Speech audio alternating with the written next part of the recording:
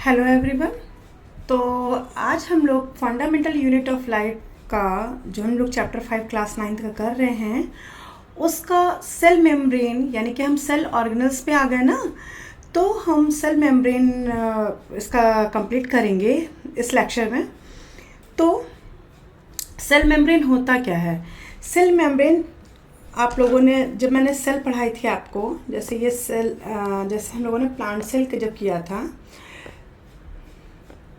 इस टाइप का somehow structure था। ये हो गई सेल वॉल, ठीक है, ऐसे के इस टाइप से सेल वॉल थी ना। और सेल वॉल के ही पास में सेल वॉल से लगी हुई एक पतली सी मेम्ब्रेन होती है।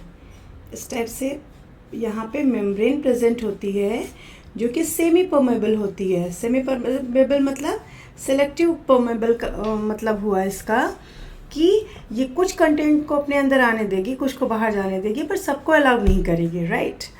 तो इसको बोलते हैं सेल मेम्ब्रेन। ये क्या है? सेल मेम्ब्रेन और plasma membrane.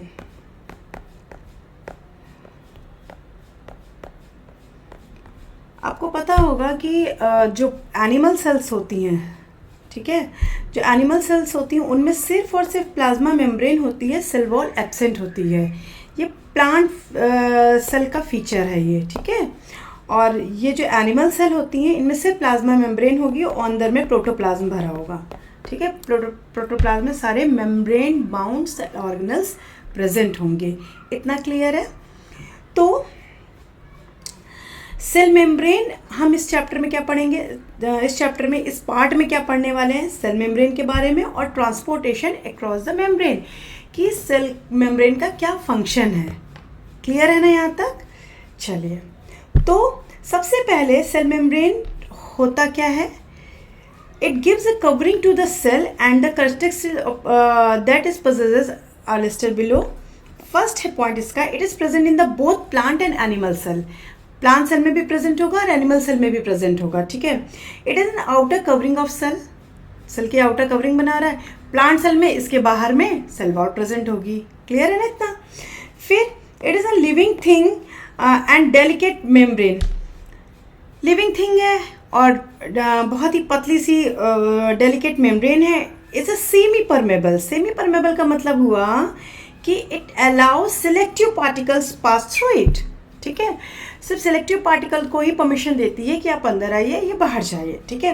It is made up of lipid and protein, ठीक है। ये फॉस्फोलिपिड इस टाइप का स्ट्रक्चर होता है, फॉस्फोलिपिड, और ये प्रोटीन की बनी होती है। सपोज ये प्रोटीन है और ये जो आपको स्पाइक्स दिख रहे हैं ये फॉस्फोलिपिड्स के हैं। इस तरीके का इसका स्ट्रक्चर होता है, ठीक है। तो किसके बनी होती है? प्रोटीन और फॉस्फोलिपिड यानी लिपिड की बनी होती है। लिपिड का एक फॉर्म होता है फॉस्फोलिपिड, ठीक है, बनी होती है। It allows only selective substance to move through it. What it? कोई दिक्कत तो नहीं यहाँ तक? इस पे बेस्ड क्वेश्चंस आते हैं, तो ये इंपॉर्टेंट टॉपिक है बेटा, है ना। फिर अब इसका फंक्शन क्या है? It provide support to the cell, cell को सपोर्ट प्रोवाइड कर रहा है, ठीक है। It allow exchange of materials. कैसे मटेरियल को एक्सचेंज करता है कि सपोज अगर सेल के अंदर ग्लूकोज की कमी हुई, ग्लूकोज कहाँ से आ रहा है? ग्लूकोज तो आप जो खाना खाते हो, जैसे जिसमें कार्ब्स लिया आपने, कार्बोहाइड्रेट जो है वो डाइजेशन के प्रोसेस में किस में चेंज हो जाएंगे? ग्लूकोज में चेंज हो जाते हैं, जो आपको एनर्जी प्रोवाइड करते हैं। तभी तो आप बोलते हैं ना carbohydrate is energy providing food. Same उसी तरीके से ये ग्लूकोज जो है जब सेल के अंदर कम हुआ तो जो है इसने ग्लूकोज के मॉलिक्यूल को बोला कि मतलब अंदर एंटर कर सकता है, ठीक है। तो ये सिलेक्टिव सेमी परमेबल मेम्ब्रेन है। जैसे आपके घर के बाहर में एक गार्ड बैठा रहता है ना, जिसको आप अलाउ करते हो कि हाँ यही आपके घर तक पहुंच सकता है, तो वही गार्ड उसी को परमिशन देगा ना। बाकी को कह देगा नहीं, वहाँ से परमिशन नहीं आई है, आपके घर से कोई परमिशन नहीं मिली है उसको, इसलिए उसको वहीं गेट पे ही रोक देगा, ठीक है। सेम वही काम सेमी परमेबल मेम्ब्रेन यानी कि सेल मेम्ब्रेन का होता है, ठीक है। It allow exchange of materials, it provide shape to the cell, cell को शेप प्रोवाइड करेगा। In plant cell outer cell membrane another layer is covering is present called cell wall. बता चुकी हूँ मैं कि जो बाहर की तरफ में ये प्रेजेंट होगा तो इसको बोलेंगे सेल वॉल, ठीक है। It present in all plant cell, ठीक है। जो बाहर की तरफ आउटर हार्ड कवरिंग थी that is called the cell wall. Clear है बच्चा? आगे चले, चलिए। अब ट्रांसपोर्टेशन किस तरीके से हो रहा है?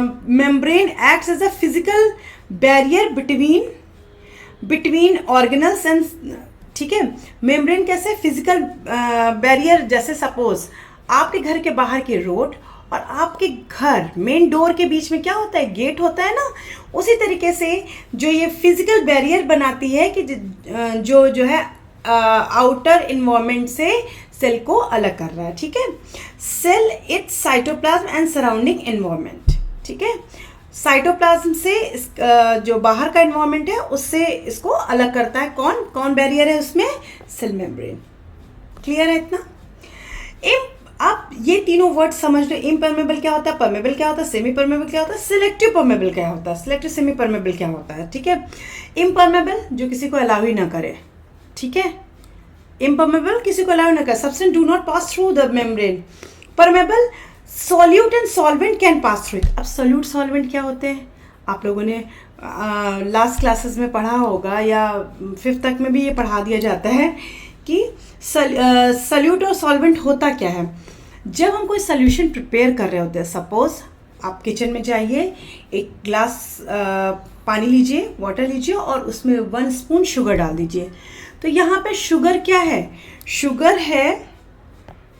है सॉल्यूट, राइट। प्लस सॉल्वेंट क्या है? वाटर, ठीक है।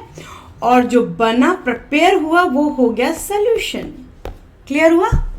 तो मैंने सिर्फ सॉल्यूट और सॉल्वेंट को डिस्क्राइब करने के लिए मैंने ये एग्जांपल लिया कि जब हम वाटर में 1 स्पून ऑफ शुगर या 1 स्पून ऑफ सॉल्ट को डिज़ोल्व करते हैं, ऑन दैट सिचुएशन क्या होता है बेटा कि जो है ये सॉल्यूशन प्रिपेयर होगा, ठीक है।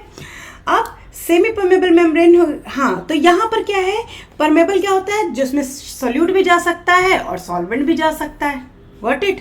तो उसको बोलेंगे परमेबल। सेमी परमेबल क्या होता है? Membrane permeable solvent but prevent solutes, मतलब जो उसमें डिजोल्व है उसको रोक देगा और जो सॉल्वेंट है यानी वाटर है उसको कह देगा कि आप जा सकते हो, ठीक है। तो उसको बोलेंगे semi permeable. Selective semi permeable if membrane allows the passes of solvent and some selective solutes.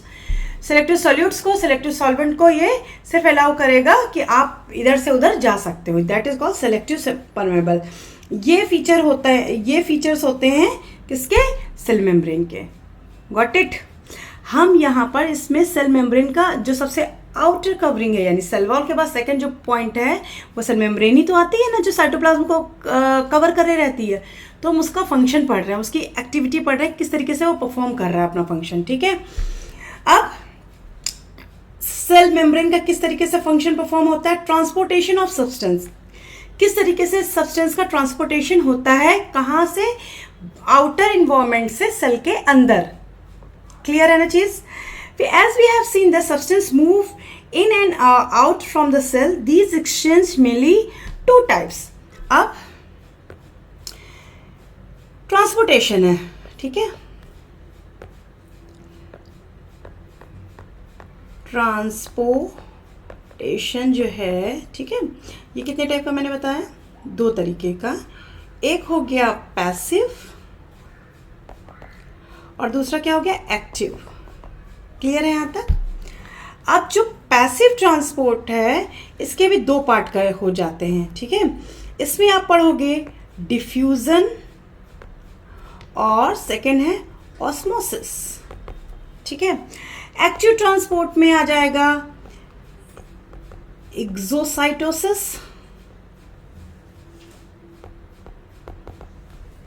और इंडोसाइटोसिस, ठीक है। क्या क्या आ जाएगा? एक्सोसाइटोसिस और इंडोसाइटोसिस। तो डिफ्यूजन और ऑस्मोसिस बहुत अच्छे से पढ़ने वाला है। क्लियर है यहाँ तक? आगे चले। अब एक बार समझ लो एक्टिव ट्रांसपोर्ट क्या होता है, पैसिव ट्रांसपोर्ट क्या होता है। जो एक्टिव ट्रांसपोर्ट है, जो भी मैंने पीछे बताया, एक्टिव ट्रांसपोर्ट क्या होता है? It involves movement in molecule against the concentration gradient. Concentration gradient, पहले कंसंट्रेशन समझ लो। कंसंट्रेशन इसमें बहुत ज़्यादा आएगा, कॉन्सेंट्रेटेड या डाइल्यूट, या आप केमिस्ट्री में भी पढ़ते हो काफ़ी टाइम। तो क्या होता है? It's depend upon the number of solute. कितनी क्वांटिटी में सल्यूट के पार्टिकल्स सस्पेंड हैं उस सॉल्यूशन में, उसको बोलते हैं कंसंट्रेशन। और अगर डाइल्यूट होगा तो क्या क्या करेंगे उसमें, सपोज फॉर द इंस्टेंस आपने 1 ग्लास पानी लिया और उसमें 1 स्पून अगर शुगर डाली तो क्या हो गया, डाइल्यूट सॉल्यूशन हो गया। अब इसे क्या, जो चाशनी बनती है यानी कि शुगर का जो सिरप बनता है, उसमें क्या करेंगे कि हमने थोड़ा सा पानी लिया और उसमें ढेर सारी शुगर डाल दी, तो यानी हमने सॉल्वेंट का नंबर ज़्यादा बढ़ा दिया ना। तो जब सॉल्वेंट ज़्यादा हो जाएगा तो ऑब्वियस सी बात है कि वो कैसा हो जाएगा, कंसंट्रेटेड सॉल्यूशन हो जाएगा, right. It requires energy from the ATP molecules, ठीक है। अब जो एक्टिव ट्रांसपोर्ट के लिए हमेशा एनर्जी की रिक्वायरमेंट होती है, इसमें कोई भी एनर्जी की रिक्वायरमेंट नहीं होती है। ये सिर्फ कंसंट्रेशन जिधर का हायर है और जिधर का लोअर है, इन्हीं के बीच में ट्रांसपोर्ट करता है, ठीक है। ये रैपिड मूवमेंट होता है, ये बहुत स्लो प्रोसेस है। Movement of large molecule occurs by the active transport, इसमें स्मॉल मॉलिक्यूल्स और वाटर जो है पैसिव ट्रांसपोर्ट के थ्रू इधर से उधर जाते हैं, ठीक है। चलिए एग्जाम्पल पैसिव ट्रांसपोर्ट में आ जाएगा diffusion and osmosis, active transport में आ जाएगा एंडोसाइटोसिस और एक्सोसाइटोसिस, ठीक है। अब पैसिव ट्रांसपोर्ट में सबसे पहले आप अच्छे समझ लो क्या होता है, ठीक है। आप अपने रूम में हो, ठीक है, आपने क्या किया, सोचा आज स्कूल ना परफ्यूम लगा के जाते हैं, ठीक है। आपने परफ्यूम की बोतल ओपन करी, ठीक है, और वो परफ्यूम की बोतल आपने ओपन करी, हल्का सा स्प्रे किया, अब परफ्यूम के मॉलिक्यूल जो है वो एयर में रिलीज हो गए, ठीक है। अब वो जो है आपकी मम्मा के नोज में जैसे गए, अरे तुमने परफ्यूम लगाई क्या, ठीक है, इस तरीके से तो उन वहाँ तक पहुँचे। तो ये मॉलिक्यूल्स कैसे पहुँचे, through the process of diffusion, clear है, किसके थ्रू पहुँचे, डिफ्यूज़न के प्रोसेस के थ्रू। अब ये कैसे हो रहा है ये समझ लो। या सेम एग्जांपल आपको, आप जब लैब में जाते हो, अगर अमोनिया की बोतल खोल देते हो किसी कॉर्नर पे खड़े होकर के, तो तुरंत लैब इंचार्ज या आपके केमिस्ट्री टीचर को पता चल जाता है कि आपने अमोनिया की बोतल खोली हुई है। क्या रीज़न है इसके पीछे, चलो समझते हैं। इसमें होता क्या बेटा कि जब आपने परफ्यूम की बोतल या अमोनिया की बोतल ओपन की, ठीक है, उसमें होता क्या है कि इसके जो बॉटल है उसके अंदर सल्यूट का अमाउंट ज़्यादा है, यानी कि कॉन्सेंट्रेशन यहाँ का हाई है। पहली चीज़ समझ में आया। जब कॉन्सेंट्रेशन यहाँ का हाई होगा तो जैसे ही आपने ओपन करी, एयर का कॉन्सेंट्रेशन क्या है, लो है, ठीक है। तो पार्टिकल जो उसमें बॉटल में भरे थे वो हायर कंसंट्रेशन से लोअर कंसंट्रेशन की तरफ मूव करना शुरू हो जाते हैं। क्लियर हुआ। हायर कंसंट्रेशन से लोअर कंसंट्रेशन की तरफ जाएंगे तो ये क्या प्रोसेस है, डिफ्यूजन का प्रोसेस है। क्लियर है। The process of movement of substance, ठीक है, the process of movement of substance, चाहे वो सॉलिड हो, लिक्विड हो या गैस हो, from the region of higher concentration. Higher concentration कहाँ है, just keep in mind, bottle के अंदर, परफ्यूम की बॉटल के अंदर, डीओ की बॉटल के अंदर, got it. Higher concentration to the region of lower concentration. Lower concentration कहाँ है, एयर में है, ठीक है, एयर हो गई। और हायर कंसंट्रेशन कहाँ मैंने बताया, डीओ की बॉटल में, डीओ बॉटल में, ठीक है। तो till spread uniformly given space is called diffusion. अगर आप बॉटल को ओपन छोड़ दो तो तब तक ये प्रोसेस कंटिन्यू रहेगा जब तक कि दोनों का कंसंट्रेशन सेम ना हो जाए। Got it. दोनों में सॉल्यूट के मॉलिक्यूल्स जो पार्टिकल्स हैं वो सेम ना हो जाए तब तक डिफ्यूजन चलता रहेगा। समझ में आ रहा है। तो इसको बोलते हैं डिफ्यूजन। क्लियर है इतना। जैसे कि अपने डायग्राम में आप देख रहे हो डिफ्यूजन, यहाँ पर सॉल्वेंट मूव्स कंसंट्रेशन ग्रेडियंट, जिधर यहाँ पे आपको कंसंट्रेशन ज़्यादा दिख रहा है ना, यहाँ पार्टिकल ज़्यादा दिख रहे हैं, तो ये किधर मूव करना शुरू कर देंगे, दूसरी साइड में, ठीक है। आपकी बॉडी में, ठीक है, जो कार्बन डाइऑक्साइड या ऑक्सीजन का यानी रेस्पिरेटरी गैसेस का जो एक्सचेंज होता है वो भी डिफ्यूजन के थ्रू ही होता है। क्लियर है इतना। ये आगे पढ़ाऊंगी कि किस तरीके से। यहाँ तक क्लियर है। चलें बच्चे आगे। तो अब जैसे एक एग्जांपल मैंने दिया है यहाँ पे कि जब सपोज आपकी मम्मा ने बोला कि आज मैं, मतलब आपको नहीं बताया कि आज मैं बहुत टेस्टी डिश अपने बच्चे के लिए बनाती हूँ, ठीक है, और वो किचन में कुकिंग करना शुरू कर दी, ठीक है। जब वो कुक कर रही होती हैं तो उसका एरोमा किचन से आपकी नोज़ के अंदर जाता है। कैसे जा रहा है? क्योंकि वहाँ का हायर कंसंट्रेशन है। किचन में जो मॉलिक्यूल्स जो कुक कर रही है मदर, तो वो क्या है, वेपरेशन हो रहा है, या जो है वो पार्टिकल जो है वो हायर कंसंट्रेशन से लो कंसंट्रेशन यानी एयर में आ रहे हैं, और एयर के थ्रू आपके नेजल पैसेज में गए। आपके ब्रेन को पता है ओ माय गॉड आज मम्मा किचन में ये कुक कर रही हैं, ठीक है। ये आप केमिस्ट्री के फर्स्ट चैप्टर में भी यही पढ़ रहे हो ना, डिफ्यूजन वगैरह कि मॉलिक्यूल्स किस तरीके से ट्रेवल कर रहे हैं। Got it? तो fragrant molecules from the kitchen start moving out and kitchen surrounding and with time get disperse in the air, ठीक है। और जब एयर में डिस्पर्स हो जाएंगे तो आपकी नोज तक पहुंच जाएंगे, जिससे कि आपको उनकी स्मेल आ जाती है, ठीक है। क्लियर हुआ इतना बेटा? आगे चले। अब फिर डिफ्यूजन के डिफरेंट और भी मैंने एग्जांपल्स दिए हैं। अब इंपॉर्टेंस क्या है डिफ्यूजन की, ये समझ लो। Helps in the spread of different substance throughout the cytoplasm of the cell. पूरे सेल के साइटोप्लाज्म में सब्सटेंस को स्प्रेड कर देता है। और ठीक है। अब ऑस्मोसिस क्या होता है? ऑस्मोसिस भी एक टाइप है डिवीजन का, बट इसमें क्या होगा, वो सॉल्वेंट को डिफ्यूज होने के लिए करेगा थ्रू सेमी परमेबल मेम्ब्रेन, ठीक है।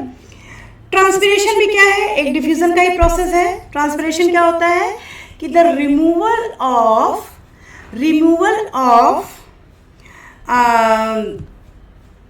Water vapours from the aerial part of the plant is called the transpiration. Got it?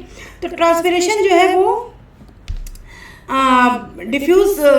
Diffusion start होगा और जब वाटर मॉलिक्यूल्स लीफ में ज़्यादा हो जाएंगे उस समय क्या होगा कि वाटर मॉलिक्यूल्स वाटर वेपर के फॉर्म में लीफ से बाहर की तरफ मूव करने लगेंगे, एयर की तरफ, यानी हाई कंसंट्रेशन से लोअर कंसंट्रेशन में जंप करना शुरू कर देंगे। तो उसको बोलते हैं transpiration. Flower spread aroma through the diffusion and attract insect. Flower भी इसी तरीके से अपनी एरोमा रिलीज करते हैं जिससे कि अट्रैक्ट होते हैं इंसेक्ट्स। क्लियर है बेटा? चलिए, डिफाइन एज हाँ। अब ऑस्मोसिस क्या होती है कि movement of the particles, movement of the solvent from the higher concentration to the lower concentration, ठीक है। तो इसको बोलेंगे ऑस्मोसिस। ये क्या है? एक टाइप का डिफ्यूजन ही है, ठीक है। इसमें क्या होता है, वाटर जो है या सॉल्वेंट जो है वो मूव करता है किधर, region of its higher concentration, जिधर वाटर का कंसंट्रेशन ज्यादा होगा, और किधर लोअर कंसंट्रेशन की तरफ में। कुछ समझ में आया? चलो इसको समझाती हूँ अच्छे से। सपोज मैंने यहाँ पे 2 पेट्री डिश ले ली, ठीक है। 2 डिशेस ले ली ऐसे करके। एक में मैंने डाल दिया रेजिन्स, रेजिन जानते हो ना, किशमिश। एक में ले लिया ग्रेप्स, ये भी आप जानते हो। अब यहाँ पर हमने लिया वाटर, सिंपल सा हमने यहाँ पे क्या ले लिया, वाटर, ठीक है। इसमें हमने क्या फिल कर दिया, वाटर, प्लेन वाटर, है ना। और इसमें क्या फिल हुआ, इसमें फिल क्या किया मैंने, इसमें जो है वो शुगर सिरप ले लिया। शुगर सिरप समझते हो ना, चाशनी, ठीक है। अब इसको थोड़ी देर के लिए छोड़ दिया, थोड़ी देर के लिए ऑलमोस्ट ओवरनाइट के लिए छोड़ दिया। In the morning you will see that यहाँ पे वाटर मॉलिक्यूल जो है वो किशमिश के अंदर सेट हो गए, और किशमिश जो है वो टर्जिड सिचुएशन में आ गई। टर्जिड मतलब स्वेल सिचुएशन में आ गई। और जो ग्रेप्स थे वो कैसे हो गए, रिंकल्ड आ गया, इनमें श्रिंक कर गए, ठीक है, जस्ट लाइक किशमिश टाइप के बन गए। क्यों? क्योंकि इनके अंदर का कॉन्सेंट्रेशन क्या था, अंदर का कॉन्सेंट्रेशन क्या था, वाटर कॉन्सेंट्रेशन तो हाई था बट सॉल्यूट कॉन्सेंट्रेशन लो था। यानी कि अंदर का कॉन्सेंट्रेशन लो था और बाहर का कॉन्सेंट्रेशन क्या है, हाई है। तो वाटर जो है वो अंदर से बाहर की तरफ आ गया। क्लियर है? और इसमें वाटर का मूवमेंट कहाँ हो जाएगा, जो बाहर से अंदर की तरफ। क्लियर है इसको? तो इसको बोलेंगे एक्सोऑस्मोसिस। और इस दूसरे वाले को बोलेंगे इंडो ऑस्मोसिस। इंडो ऑस्मोसिस का मतलब क्या हुआ? नहीं, मैंने गलत बता दिया। इसको बोलेंगे एक्सोऑस्मोसिस, और यहाँ पर वाटर जो है वो किशमिश के अंदर जा रहा है, इसको बोलेंगे इंडो ऑस्मोसिस। क्लियर है इतना? इसको बोलेंगे इंडो ऑस्मोसिस, वाटर अंदर जा रहा है, और यहाँ पे वाटर ग्रेप से बाहर की तरफ आ रहा है, ठीक है, इसको बोलेंगे एक्सोऑस्मोसिस। तो सेम ही एक्सपेरिमेंट में दिखाया गया, एक फ्लास्क ले लिया, उसको सेलेक्टिव परमेबल मेम्ब्रेन से सेपरेट कर दिया। देखो वो कुछ टाइम बाद जो शुगर कॉन्सेंट्रेशन था इधर में, और इधर में हायर शुगर कॉन्सेंट्रेशन है, इधर लो शुगर कॉन्सेंट्रेशन है, तो वाटर मॉलिक्यूल जो है मूव करने लगेंगे towards higher concentration of sugar. Clear है इतना? चलिए आगे चलते हैं। अब सॉल्यूशन कितने टाइप्स का होता है ये एनसीईआरटी में बहुत प्रॉपर्ली दिया हुआ है। 3 टाइप्स के सॉल्यूशन होते हैं। सबसे पहला क्या है? आइसोटोनिक सॉल्यूशन हम लेते हैं, ठीक है। आइसोटोनिक सॉल्यूशन का मतलब क्या हुआ? जो मैंने भी पेट्री डिश वाला, जो किशमिश और ग्रेप्स वाला जो आपको एक्सपेरिमेंट बताया है ना, ये वाला, ये जब आपने मॉर्निंग में ऑब्जर्व किया, यानी दोनों जगह का कॉन्सेंट्रेशन जब सेम हो जाता है तो उसको बोलते हैं isotonic. The solution that has the same concentration of water as in the cell outside of the cell, ठीक है। जब सेल और बाहर की तरफ में कॉन्सेंट्रेशन सेम होता है तो इसको बोलेंगे आइसोटोनिक सॉल्यूशन, ठीक है। अब हाइपोटोनिक क्या होता है? The solution that has less water concentration outside. Less water concentration यानी कि हमने जो शुगर सिरप लिया था, यानी शुगर कंसंट्रेशन हाई रहेगा, ठीक है। जब बाहर हाई है यानी कि आप जब ये हाइपरटोनिक पढ़ रहे हो, ठीक है, तो आप हमेशा कौन सा याद रखोगे? ग्रेप्स वाला। ग्रेप्स वाला जो है वो एग्जाम्पल याद रखना है इसमें, ठीक है। और इसमें रेजिन्स वाला यानी कि किशमिश वाला, ठीक है। The solution that has higher water concentration outside of the cell. Cell यानी किशमिश और उसके बाहर का जो कंसंट्रेशन है वो कैसा होगा? Higher water concentration. Higher water concentration मतलब वाटर मॉलिक्यूल ज्यादा है, यानी कि वो कैसा होगा? डाइल्यूट होगा ना। जब हायर वाटर कंसंट्रेशन यानी कि वो डाइल्यूट होगा, और जब हायर लो वाटर कंसंट्रेशन है इसका मतलब वो क्या है? शुगर सिरप है, ठीक है। तो हाइपोटोनिक, हाइपरटोनिक और आइसोटोनिक। हाइपर को रेजिन से याद रखो, हाइपरटोनिक को याद रखो ग्रेप से, और आइसोटोनिक को आपने जो मॉर्निंग में ऑब्जर्व किया है, ठीक है। ये थोड़ा कीवर्ड्स हैं, आप याद रखना, ठीक है। चलिए, अब ये ऑस्मोसिस का क्या यूज है प्लांट सेल के अंदर, ठीक है। कभी कभी आपने नोटिस किया हुआ है कि जब आपने प्लांट्स को पानी नहीं देते हो, ऑन दैट सिचुएशन प्लांट्स की जो लीव्स हैं वो विल्ट कर जाती हैं, ठीक है, मुरझा जाती हैं। उसका क्या रीजन है? क्यों ऐसा हो रहा है? This is because the water from the plant is moving out due to transpiration. Plant transpiration के थ्रू वाटर निकल रहा है। ट्रांसपिरेशन मैंने भी क्या बताया कि removal of water from the aerial part of the plant is known as transpiration, ठीक है। सो जब पानी वहां से निकल गया, रूट्स में आपने पानी दिया नहीं है, ठीक है, वाटरिंग की नहीं है, on that situation when there is no water left in them they start droop. Droop मतलब मुरझा जाएंगी, ठीक है। They basically occurs due to the exosmosis. इसमें एक्सोऑस्मोसिस हो जाती है। एक्सोऑस्मोसिस मतलब वाटर जो है सेल का वो बाहर की तरफ निकलना शुरू हो जाता है। क्यों ऐसा होता है? क्योंकि बाहर में जो कंसंट्रेशन है, जो बाहर का कंसंट्रेशन, पानी आपने दिया नहीं तो सेल के बाहर का कंसंट्रेशन कैसा हो जाएगा? हाई हो जाएगा, तो सेल से वाटर निकलना बाहर शुरू हो जाता है, ठीक है। This basically occur exosmosis, but when it watered again, जब आपने पानी दे दिया, द एंडोऑस्मोसिस अकर, फिर पानी सेल के अंदर जाना शुरू हो जाता है, तो कैसी हो जाएंगी? टर्जिड हो जाएंगी। टर्जिड मतलब फूला हुआ। अब बलून देखते ना, बलून में जब एयर फिल कर देते तो किस पोजीशन में जाता है? टर्जिड पोजीशन में चला जाता है, स्वेलिंग पोजीशन में।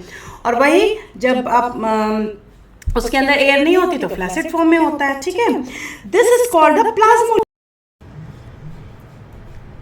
हाँ जी, तो टर्जिड और इस प्रोसेस को बोलते हैं प्लाज्मोलिसिस। प्लाज्मोलिसिस का मतलब क्या हुआ? जब सेल मेम्ब्रेन जो है वो सेल वॉल से दूर होने लगे, उसको बोलेंगे प्लाज्मोलिसिस। यानी कि जब श्रिंक होने लगे, जब साइटोप्लाज्म श्रिंक होने लगे due to lack of water, तो उसको बोलेंगे प्लाज्मोलिसिस। और डीप्लाज्मोलिसिस क्या मतलब होता है कि जब वो अपनी पुरानी सिचुएशन में आ जाए, अगेन बिकम हेल्दियर, उसको बोलेंगे डीप्लाज्मोलिसिस। ठीक है,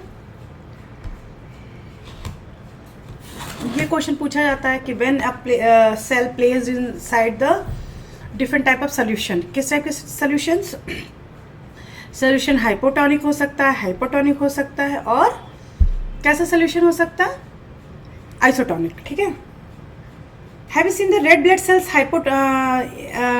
sales in hypotonic solution look turgid.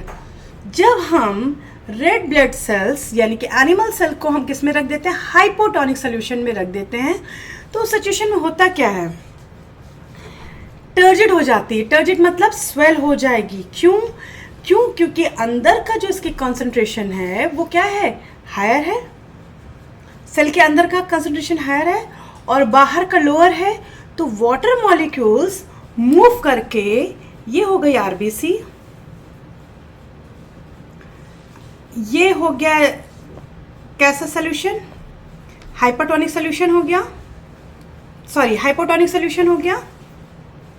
अब इस सिचुएशन में क्या होगा कि ये जो रेड ब्लड सेल है ये एकदम टर्जिड पोजीशन में आ जाएगी। टर्जिड पोजीशन का मतलब क्या हुआ, एकदम स्वेल दिखाई देगी। ठीक है, क्यों? क्योंकि इसके अंदर का कंसंट्रेशन जो था वो कैसा था,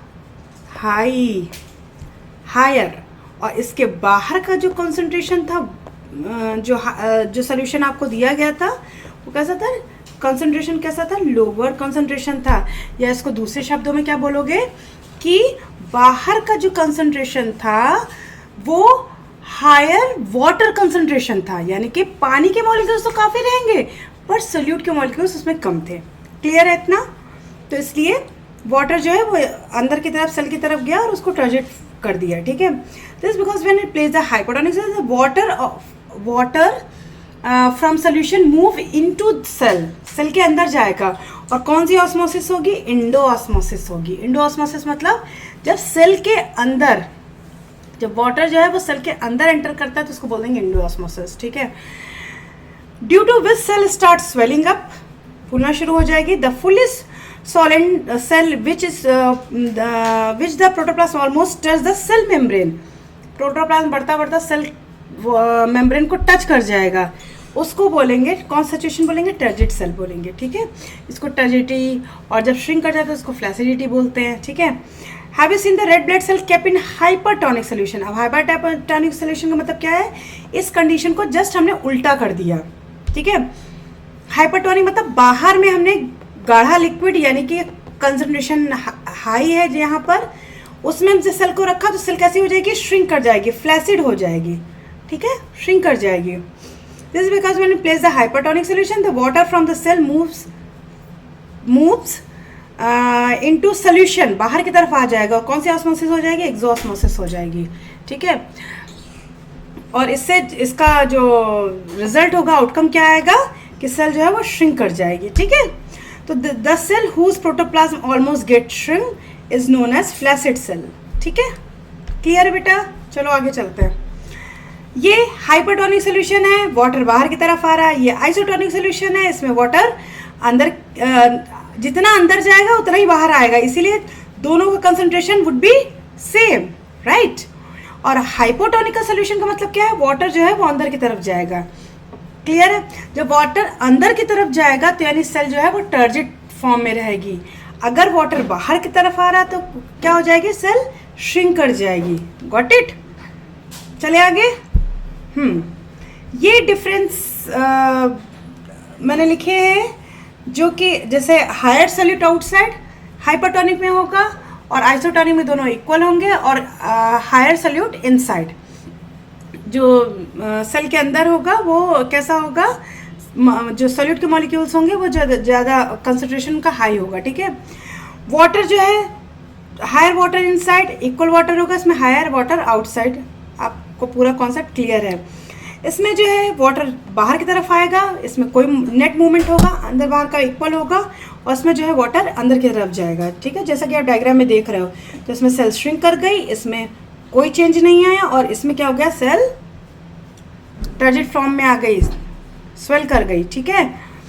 सेम वही एनिमल सेल यानी आरबीसी लिया तो इसमें जो है जब हमने इसको हाइपोटोनिक में प्लेस किया तो ये और जब हाइपरटोनिक में प्लेस किया तो श्रिंक कर गई, हाइपोटोनिक में किया तो स्वेल कर गई, और आइसोटोनिक में सेम, ठीक है। क्लियर है, चले आगे। सेम वही प्लांट सेल में भी सेम चीज़ होगी कि इसमें जो है सेल बिकम्स टर्जिड, इसमें क्या होगी, नॉर्मल रहेगी, इसमें प्लाज्मोलिसिस हो जाएगी। प्लाज्मोलिसिस देखो ये सेल जो सेल वॉल है सेल वॉल से सेल मेम्ब्रेन अंदर की तरफ श्रिंक कर रही है। क्लियर है बच्चा, कोई डाउट तो नहीं है। आप सिर्फ और सिर्फ पहले के इंस्टेंसेस, पहले के एग्जांपल्स को आप दिमाग में रखिए, पढ़ के देखिए एनसीईआरटी, बहुत अच्छे समझ में आएगा। और नहीं तो ये जो मैंने नोट्स दिए हैं आप इनको देख लेना, ठीक है। अब ये जो स्ट्रक्चर इस स्लाइड में मैं दिखा रही हूँ ये किसका है स्ट्रक्चर है, ये प्लाज्मा मेम्ब्रेन का स्ट्रक्चर है, ठीक है। अब इसमें क्या हो रहा है कि किस तरीके से गैसेस का एक्सचेंज होता है। जब यहाँ पर ये आपको O2 के मॉलिक्यूल दिख रहे हैं, ये CO2 के मॉलिक्यूल दिख रहे हैं, जिधर का concentration in fact that it could across the outer membrane mitochondria inside a cell. क्या होता है, कार्बन डाइऑक्साइड और ऑक्सीजन का डायरेक्शन जो है वो अपोजिट क्यों है। मैंने क्या बताया, आपने इनहेल किया, लंग्स ने आपके ऑक्सीजन को ट्रैप किया, ऑक्सीजन को लेकर के हार्ट में पहुंचाया, हार्ट ने आर्टरीज के थ्रू आपके सारी सेल्स में डिस्ट्रीब्यूट कर दिया। क्लियर है इतना। फिर जब ऑक्सीजन सेल के पास में पहुंची, बहुत खुशी की बात है, तो वहाँ पर सेल को अब एनर्जी की ज़रूरत है। एनर्जी की ज़रूरत कैसे होगी, ग्लूकोज की चॉपिंग से होगी। ग्लूकोज की चॉपिंग का नाइफ कहाँ है, ऑक्सीजन के पास में है। अब माइटोकॉन्ड्रिया ये ऑक्सीजन लेगा किस प्रोसेस के थ्रू लेगा, डिफ्यूज़न के थ्रू, ठीक है। जब उसके पास कार्बन डाइऑक्साइड का कंसंट्रेशन ज़्यादा होगा तो कार्बन डाइऑक्साइड बाहर निकल जाएगी, ऑक्सीजन जो है डिफ्यूज़न के थ्रू अंदर चली जाएगी, ठीक है। टर्जिड है, प्लेसिड है और प्लाज्मोलिस सेल आप आराम से देख के बता सकते हो, ठीक है। बहुत ज़्यादा हो गया।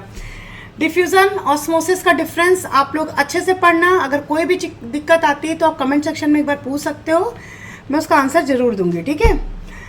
चलो बच्चों, ये डिफ्यूज़न और ऑस्मोसिस में डिफरेंसेस हैं, जल्दी फटाफट हम लोग कर लेते हैं। It can take place in solid, liquid and gas, ठीक है। तीनों में होता है, तीनों मैटर के तीनों स्टेज में होगा। ये मेनली लिक्विड में होता है, ठीक है। इसमें सेमी परमेबल मेम्ब्रेन की कोई रिक्वायरमेंट नहीं होती है, और ऑस्मोसिस में सेमी परमेबल मेम्ब्रेन का होना बहुत ज़रूरी है क्योंकि वो सेलेक्टिव होती है ना। It does not equalize the concentrated solvent in two side of the membrane. It equalize the diffusion में क्या होता है, तब तक डिफ्यूजन चलता रहता है जब तक कि बॉटल के अंदर, याद है ना परफ्यूम वाला जो मैंने एग्जांपल दिया था, दोनों का कॉन्सेंट्रेशन सेम ना हो जाए, ठीक है। और इसमें क्या होता है, कोई इक्वलाइज करने की ज़रूरत नहीं होती है, कॉन्सेंट्रेशन बस इक्वल होना चाहिए दोनों का। ओनली सॉल्वेंट अंडरगोज डिफ्यूजन, ठीक है। सॉल्वेंट मतलब we are talking about the water, ठीक है। Diffusion is not too much influenced by the presence of other substance, it is influenced by the concentration type of solid particle. Clear है, चले आगे। अब यहाँ तक ये आपने पैसिव ट्रांसपोर्ट पढ़ा। कौन सा ट्रांसपोर्ट पढ़ा, पैसिव ट्रांसपोर्ट, ठीक है। पैसिव में मैंने क्या बताया था, एक तो ऑस्मोसिस, दूसरा डिफ्यूजन, तो पैसिव ट्रांसपोर्ट पढ़ा, ठीक है। अब नेक्स्ट टॉपिक आप पढ़ने वाले हो एक्टिव ट्रांसपोर्ट। एक्टिव ट्रांसपोर्ट जिसमें एनर्जी की ज़रूरत होती है, ठीक है। इसमें मैंने बताया दो आ जाएंगे, एक इंडोसाइटोसिस आ जाएगा, एक एक्सोसाइटोसिस आ जाएगा। इंडोसाइटोसिस क्या होता है, एक प्रोसेस होता है जिसमें सेल जो है इनगल्फ करती है फॉरेन पार्टिकल्स को। जैसे ये सॉलिड पार्टिकल है ना, जैसे आपकी WBC होती है वो बैक्टीरिया को खाती है ना, फैगोसाइटोसिस करती है ना, तो that is also example of endocytosis. किस तरीके से, यहाँ पे सेल मेम्ब्रेन क्योंकि बहुत फ्लेक्सिबल है, एक तरीके की ग्रूव फॉर्म करेगी, इसमें सॉलिड पार्टिकल ट्रैप हो जाएगा, ये इस तरीके से इसको बोलते हैं फाइगोसोम्स, ये डाइजेस्ट कर लिया जाएगा और ये फिर जा करके आउटसाइड पे ये ओपन हो जाएगी, जितना भी मटेरियल इसके अंदर था वो जा करके एक्स्ट्रा सेलुलर फ्लूइड में फिर ओपन हो जाएगा, रिलीज कर दिया जाएगा। क्लियर है। Substance from the outside of the cell is engulfing them in a vesicle. These can be include things like nutrients to support the cell, or pathogens that immune engulf and destroy. We are talking about the WBC. Clear है। Endocytosis. अब तो exocytosis जो होती है, exocytosis जो है endocytosis की just reverse है। मतलब इंडोसाइटोसिस में क्या होता था कि प्लाज्मा लेवा में एक ग्रुप बनता था जिसमें जाकर के इंगल्फिंग हो जाती थी, मतलब बैक्टीरिया को या फॉरेन एलिमेंट को कैच कर लिया जाता था, that is called endocytosis. Exocytosis में जस्ट का अपोजिट है, discharge of material present in vesicle, जो वेसिकल बन गया था यानी फागोसाइटोसिस के through vesicle inside the cell by the fusion of these vesicle with the cell membrane, फिर जाके सेल मेम्ब्रेन पे जाकर के पार्टिकल को ओपन कर देती है और उसको बाहर निकाल देती है। तो ये भी तो एक तरीके का ट्रांसपोर्ट हुआ ना, और इसमें एनर्जी की भी ज़रूरत लग रही है, एटीपीज भी खर्च हो रहा है। तो इंडोसाइटोसिस और एक्सोसाइटोसिस को इसीलिए कंसिडर किया है as a active transport. Got it. चलिए नेक्स्ट क्लास में मिलते हैं। नेक्स्ट क्लास में अब हम स्टार्ट करने वाले हैं सेल ऑर्गेनल्स के का स्ट्रक्चर और उनका फंक्शन। ओके, तो अभी तक आपने हमारे चैनल को सब्सक्राइब नहीं किया हो तो please like and subscribe my channel, ठीक है। और नेक्स्ट क्लास में मिलते हैं। टिल देन अपने आप अच्छे से स्टडी करते रहिए। Bye bye.